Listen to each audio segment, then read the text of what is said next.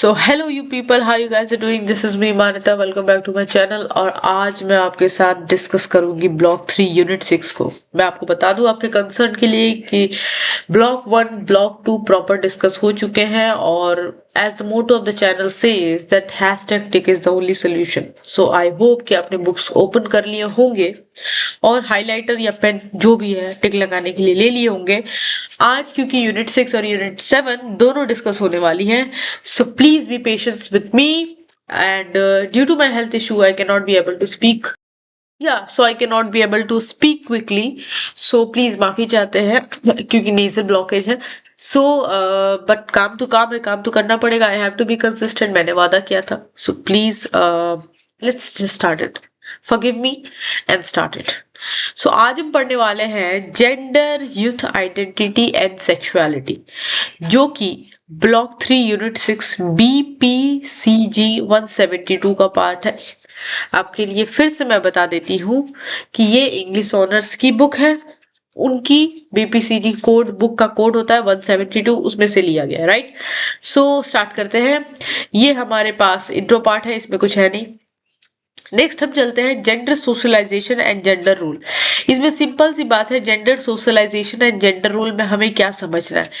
Late me take my pen so that I can make you understand. Okay, so for an example, ये simple daily life से based है, जो हम देखते हैं, जो हम सुनते हैं। लड़कियां घर से बाहर नहीं जा सकती, लड़के बाहर जा सकते हैं। लड़कियां गुड्डों से खेल सकती हैं, लड़के गुड्डों से नहीं खेल सकते हैं, राइट। लड़के कार से खेल सकते हैं। उसी तरह सिंपल ये पूरा टॉपिक उसी पर है, ठीक है। हम बॉयज को सिखाते हैं कि बॉयज इंडिपेंडेंट हो सकते हैं, बॉयज रो नहीं सकते हैं। तो ये कुछ समाज ने हमारे जेंडर के बेसिस पे हमें अलग अलग कर दिया है। तो ये चीज हमारा ये टॉपिक कहता है। नेक्स्ट हमारे पास आता है changing gender role. Changing gender role में क्या है कि कुछ ऐसे हस्तियां आए जो जेंडर के बेसिस पे जो हमें जज किया जाता था उसको चेंज किया। जैसे सती प्रथा को चेंज किया गया, ठीक है। जैसे हस्बैंड डेथ होता था तो वाइफ को भी जलना पड़ता था, तो उस प्रथा को खत्म किया गया। नेक्स्ट वुमेन एजुकेशन को लाया गया, राइट। तो बहुत सारे ऐसे लोग हैं, बहुत सारे ऐसे मैं क्या बोलूँ, ये इन लोगों की वजह से आज हम जो भी है, जैसे हमारे पास है महात्मा ज्योतिबाई फुले हैं, ठीक है, सावित्री बाई फुले हैं।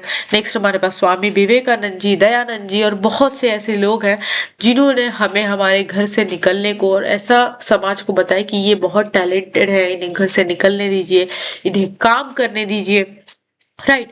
तो ये चीजें आप बढ़ा चढ़ा के प्रॉपर लिखोगे चेंजिंग जेंडर रोल में, राइट। नेक्स्ट हमारे पास आता है कि जब हमें पता होना चाहिए कि जब टॉपिक बहुत एक इम्पॉर्टेंट नहीं है या टॉपिक में कुछ वैसा क्रिस्प नहीं है, तो अपने कीवर्ड को समझना है, कीवर्ड को पढ़ के जाना है। कीवर्ड में जेंडर सोशलाइजेशन के बारे में दिया है, जेंडर रोल के बारे में दिया है, जेंडर स्टीरियोटाइप के बारे में दिया है, हेल्दी सेक्सुअलिटी के बारे में दिया है। स्टीरियोटाइप आपको पता होना चाहिए जो शुरू से चलता आया है, that is what it is called a stereotype. जैसे लड़की है तो ऊंचे आवाज में बात नहीं कर सकती क्योंकि वो लड़की है, लड़की है तो गलती को सहन कर सकती है, वो लड़की है, ठीक है।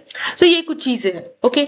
सो आई होप कि ये जो पूरा चैप्टर है यूनिट 6 है आपको समझ में आ गया होगा। तो यूनिट 6 हमारा खत्म होता है, इतना ही था, ओके। अब हम चलते हैं यूनिट 7 में। यूनिट 7 को डिस्कस करते हैं, that is youth identity and globalisation, okay. Book को प्लीज पलट लीजिए और शुरू करते हैं। यूथ आइडेंटिटी एंड ग्लोबलाइजेशन में हमने पढ़ना है, हमने ये जो पूरा टॉपिक है इसका मैंने क्रिस्प यहाँ पे लिख दिया है। इस टॉपिक में ये बताया जा रहा है कि पहले के बच्चे जो थे वो बहुत जल्दी यूथ से एडल्ट में चेंज हो जाते थे। फिर से मेरी बात को समझना, मैं लिख देती हूँ।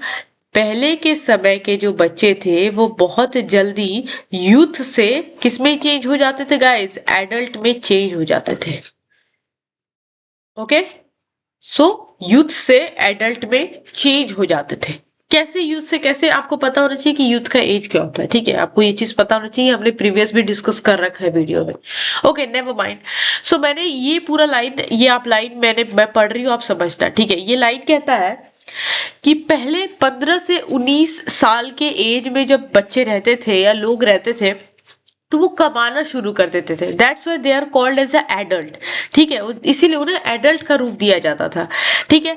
और शॉर्ट पीरियड ऑफ टाइम के लिए वो यूथ रहते थे, शॉर्ट पीरियड ऑफ टाइम के लिए वो क्या रहते थे, यूथ रहते थे। बात सही है भाई, जब 15 से 19 साल के उम्र में रिस्पॉन्सिबिलिटी समझ में आ जाएगी तो उसी टाइम क्या हो जाएगा, लोगों के बच्चों की शादी हो जाती थी क्योंकि वो रिस्पॉन्सिबल हो जाते थे, अपने घर परिवार को समझने लगते थे। ठीक है, तो इसका मतलब है कि वो बहुत शॉर्ट पीरियड के टाइम पे यूथ रहते थे। यूथ का क्या अर्थ होता है? यूथ का सिंपल अर्थ होता है कि जो पढ़ रहा है, जो अभी करियर के बारे में उसको रिस्पॉन्सिबिलिटीज नहीं पता, वो अपना काम कर रहा है, पढ़ रहा है, अपना नाम रोशन करने की कोशिश कर रहा है, बस इससे ज्यादा कुछ नहीं।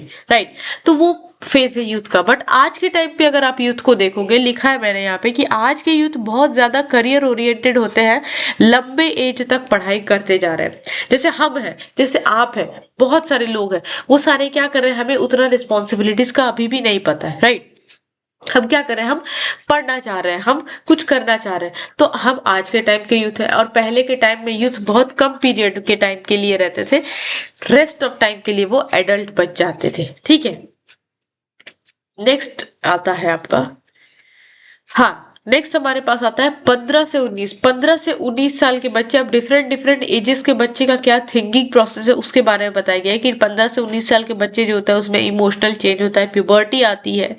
ठीक है, मैं कौन हूँ ये सब बिलीव आता है, बॉडी में चेंजेस जो देखने को मिलते हैं उसके बारे में वो सोचते हैं। राइट, तो ये इस एज की कहानी है। नेक्स्ट हमारे पास आता है 20 to 28 ईयर के एज के बच्चे क्या सोचते हैं। तो उस समय क्या होता है, एजुकेशन, जॉब अपॉर्चुनिटीज के बारे में, लैक ऑफ एजुकेशन, पढ़ाई से इंटरेस्ट कम होने लगता है, जॉब अपॉर्चुनिटीज के बारे में ज्यादा भागा दौड़ी करते हैं। स्पेशली टॉकिंग अबाउट गर्ल्स की अगर हम बात करें तो हाउस होल्ड ड्यूटीज उनकी बढ़ जाती है, उन पे मैरिज के प्रेशर्स आने लगते हैं। मुझसे ज्यादा कौन समझ सकता है ये बात को कि हाउस होल्ड ड्यूटीज कितनी ज्यादा बढ़ जाती है। मैं अकेले क्या, बहुत सारी लड़कियां जो है वो सारे उन पे प्रेशर रहते हैं, मैरिजेस के प्रेशर रहते हैं, काम करो, सेवा सत्कार and lot of things. Right, mismatch between skills and job, जैसा कि अभी बहुत सारे आप लोग जितने भी देख रहे होंगे, आपके स्किल्स अलग होंगे, आप जॉब अलग करते होंगे। बहुत से लोग हैं जो क्रिकेट उनको पसंद है, ये उनकी स्किल है, बट राइट वो समाज ऐसा कहती है कि आप क्रिकेट से घर नहीं चला सकते तो आपको कुछ जॉब करना पड़ेगा। ओके, सो ये जो चीज है इन पे मिसमैच होना। ठीक है, हेल्थ इश्यूज तो है ही, सही हेल्थ इश्यूज है ही, सबको है। ठीक है, तो ये इस एज की कहानी है, 20 to 28 एज की, 20 to 28 ईयर की ये कहानी है। नेक्स्ट 29-35 ईयर के लोगों की क्या कहानी है भाई। तो बहुत सारे लोग तो एक्चुअली मैरिज कर लेते हैं इस एज में। ओके, और जो मैरिज नहीं करते इसका मतलब है कि उनको जॉब नहीं हुआ, उनकी जॉब स्ट्रेस अलग है, प्रेशर है सोसाइटी की वजह से। नेक्स्ट हमारे पास एरिक्सन, अगर आपने मेरी पुरानी वीडियोस देखे होंगे तो एरिक्सन को मैंने बहुत अच्छे से एक्सप्लेन किया, एरिक्सन थ्योरी।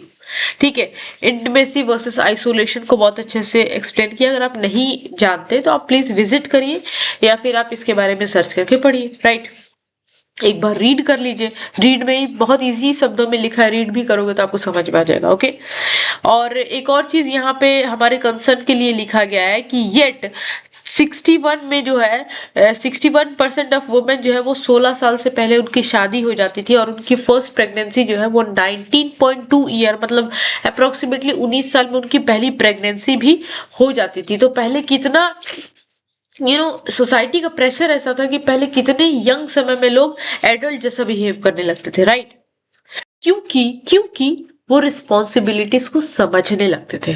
हम आज भी इस एज में हैं, बट स्टिल हम रिस्पॉन्सिबिलिटीज, बहुत सारे ऐसे रिस्पॉन्सिबिलिटीज हैं जो हम समझते नहीं है या फिर समझना भी नहीं चाहते, इसीलिए बहुत टाइम लग जाता है बहुत से लोगों को जॉब लेने में या what ever it is. Right, next हमारे पास आता है ये पूरा टेबल अगर आप पढ़ लोगे तो ये सब की कोई जरूरत नहीं है।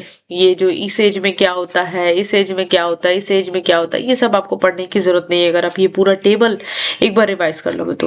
नेक्स्ट हमारे पास आता है influence of globalisation on youth identity. कहने का मतलब है ग्लोबलाइजेशन का क्या इन्फ्लुएंस है, क्या प्रभाव है यूथ के ऊपर, उसकी पहचान के ऊपर। जैसे हम आज के टाइम पे वेस्टर्न कल्चर को अडॉप्ट करने लगे, वेस्टर्न सॉन्ग सुनने लगे हैं, डांस वैसे करने लगे हैं।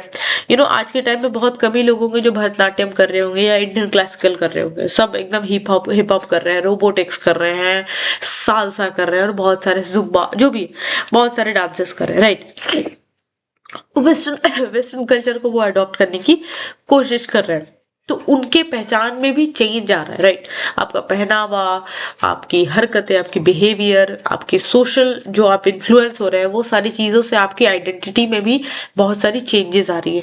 तो उसी चेंजेस के बारे में बात की गई है। इनसे रिलेटेड टोटल एक सेकंड, हाँ, इनसे रिलेटेड 4-5 पॉइंट्स है, main points, that is globalisation, technology and youth, globalisation, youth and changing work pattern, globalisation, youth and changing culture, and then globalisation, gender identity and youth. इसको आप थोड़ा थोड़ा crisp ले लोगे, बहुत कुछ वैसा इंपॉर्टेंट नहीं है, ओके। सो ये करने से आपका क्या हो जाएगा, ये पूरा ये जो पक्का है, अगर मान लो 10-20 मार्क्स का दे दिया तो आप पूरा अच्छे से बना लोगे, ठीक है। ये डेली लाइफ से रिलेटेड है, कुछ ऐसा नहीं है, ठीक है। डेली लाइफ से कुछ इस तरह रिलेटेड है। आप सोशल मीडिया से इतना इन्फ्लुएंस हो रहे हो, आपके 2-3 एग्जाम्पल उससे दे दोगे, राइट। सोशल मीडिया से क्या इन्फ्लुएंस हो रहे हो, लोग नए नए गाने सुन रहे हैं, डांस हो रहा है, नया वेस्टर्न कल्चर का खाना, फूड, बहुत सारे एग्जाम्पल्स है, आप देख सकते हो, राइट। सो आई होप कि ये चैप्टर पूरा खत्म हो गया।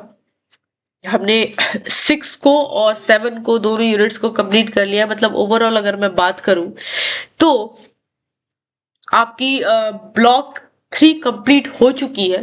अब हम चलेंगे ब्लॉक 4 की ओर। ब्लॉक 4 की ओर चलने से पहले गाइस, जो मैं विनती करती हूँ आपसे, सिंपल, आप इसको लाइक करो, कमेंट करो, सब्सक्राइब करो, and thank you so much for watching.